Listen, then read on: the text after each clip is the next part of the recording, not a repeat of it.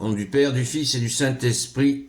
Amen. La paix de Jésus soit dans votre maison, sa paix et sa joie. Alléluia. J'espère que vous allez bien, que vous avez passé une fête des rameaux dans la joie totale de l'entrée de notre bien-aimé Jésus à Jérusalem. Rendons grâce, rendons grâce. Merci Jésus. Aujourd'hui, nous lisons le Saint-Évangile selon Saint Jean, chapitre 12, versets 1 à 11. Que ta parole, ô Jésus, rentre dans mon esprit, que ma bouche proclame ta parole et que mon cœur l'accueille. Amen. Merci Jésus. Merci Jésus pour cette entrée triomphale que nous, je vous le rappelle, que nous célébrons chaque dimanche, quand le prêtre, avec les enfants de chœur, monte l'allée centrale. Cela symbolise à chaque début de messe la montée, l'entrée de Jérusalem, l'entrée de Jésus à Jérusalem. Merci Jésus.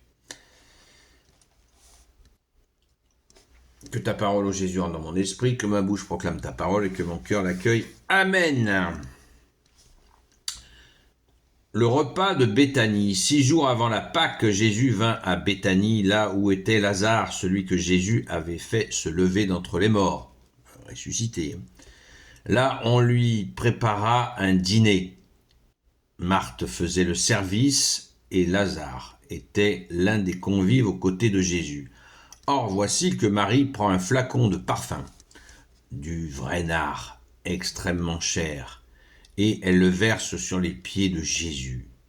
Puis elle lui essuie les pieds avec ses cheveux, pendant que l'odeur du parfum remplit la maison. Intervient alors Judas Iscariote, l'un des disciples de Jésus, celui qui va le trahir. On aurait pu vendre ce parfum pour 300 pièces d'argent, dit-il, et on l'aurait donné aux pauvres. En réalité, Judas ne se souciait pas des pauvres, mais il volait. Comme il portait la bourse du groupe, tout ce qu'on y mettait passait par ses mains. Mais Jésus dit, ne lui reproche pas d'avoir gardé ce parfum pour le jour de mon enterrement. Vous avez toujours des pauvres parmi vous, mais moi, vous ne m'aurez pas toujours. Beaucoup de Juifs apprirent que Jésus était là, et ils vinrent pour lui, bien sûr, mais aussi pour voir Lazare, qu'ils avaient fait se lever d'entre les morts. C'est alors que les grands prêtres pensèrent à tuer aussi Lazare, car beaucoup de Juifs les quittaient à cause de lui, et croyaient en Jésus. Merci Jésus pour ta parole. Amen. Eh bien, c'est un grand moment pour nous, les amis de Sainte Marie-Madeleine, car vous savez que Sainte Marie-Madeleine a versé 2 fois, a agi auprès de Jésus, en pleurant sur ses pieds, en essuyant ses cheveux, c'est les pieds de Jésus avec ses cheveux, et donc à 2 reprises, Sainte Marie-Madeleine a fait quelque chose que personne n'a jamais fait pour Jésus. Et là, il s'agit d'une préfiguration de l'embaumement de Jésus, puisque c'est avant la crucifixion. Et Sainte Marie-Madeleine a fait cet acte puissant. Le nard, je ne sais pas si certains l'ont pas senti, mais c'est d'une puissance incroyable. Donc toute la pièce était complètement embaumée, et elle n'a pas été de main morte, notre chère sainte patronne. Donc c'est toujours une immense joie de lire les passages de l'Évangile qui parlent de Sainte Marie-Madeleine. 18 fois elle est mentionnée dans l'Évangile. Et Jésus venait dans cette maison, car il était très très proche de cette famille.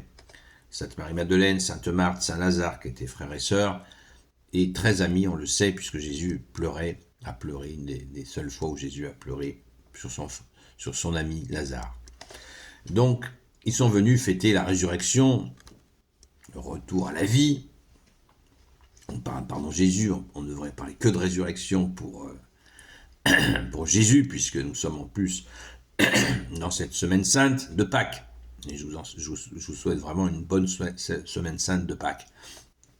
Donc, Sainte Marie-Madeleine est là, et bien là, elle se fait bien repérer avec le fameux nard.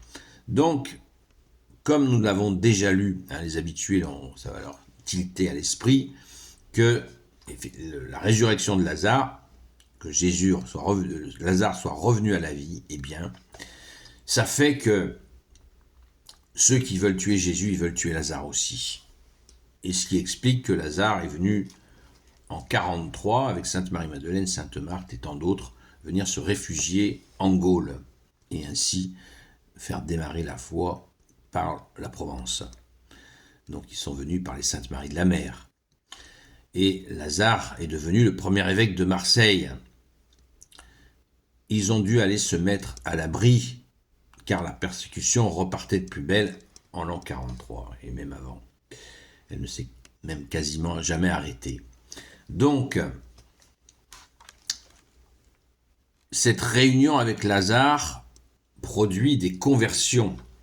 Parce que vous imaginez, est-ce que vous vous imaginez en train de discuter avec quelqu'un qui est ressuscité, qui revient des morts comme ça? On le voit, c'est quelqu'un qui était dans la foi, précision importante, parce que de nos jours, on peut discuter, ça m'est arrivé, avec des gens qui ont eu une expérience de mort imminente.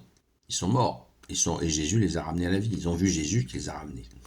C'est pas pareil, parce qu'ils n'ont pas été ensevelis, mis au tombeau, comme Lazare. Mais il y a aussi des cas de gens ils étaient dans leur cercueil et ils ont tapé dans leur cercueil, on a ouvert le cercueil et ils sont revenus, ça existe.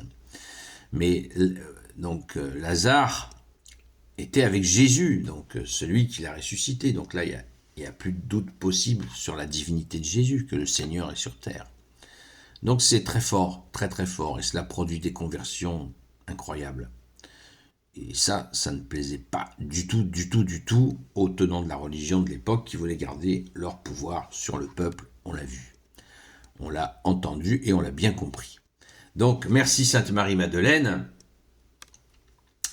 C'est extrêmement touchant de voir cet acte d'embaumement de Sainte Marie-Madeleine. Très très important.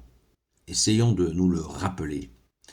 Et si vous avez l'occasion de trouver du vrai nard, eh bien, vous pouvez demander à un prêtre de le bénir et puis de temps en temps de le mettre sous votre nez et de penser à Sainte Marie-Madeleine qui pose ce nard sur la tête à Jésus.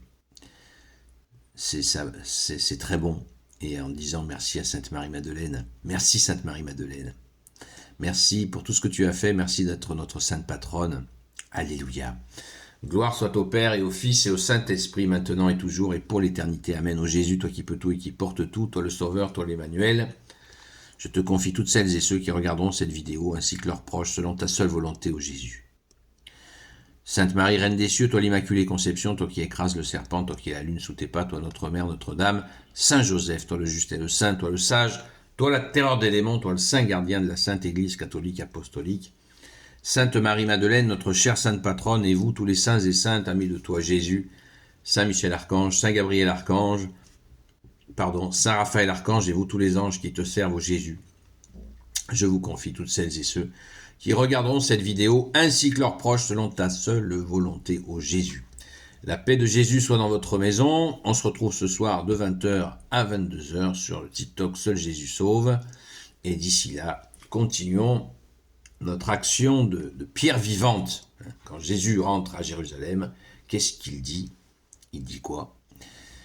Alors que justement, ceux qui veulent l'assassiner lui demandent de faire taire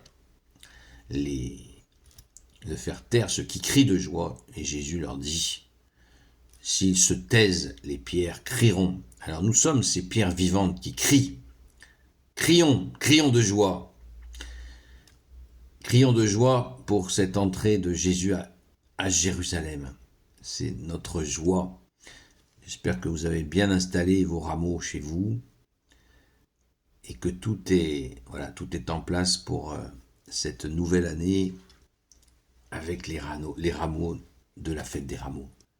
Merci Jésus de nous avoir permis de célébrer cette fête des rameaux dans la joie. Amen. À très vite.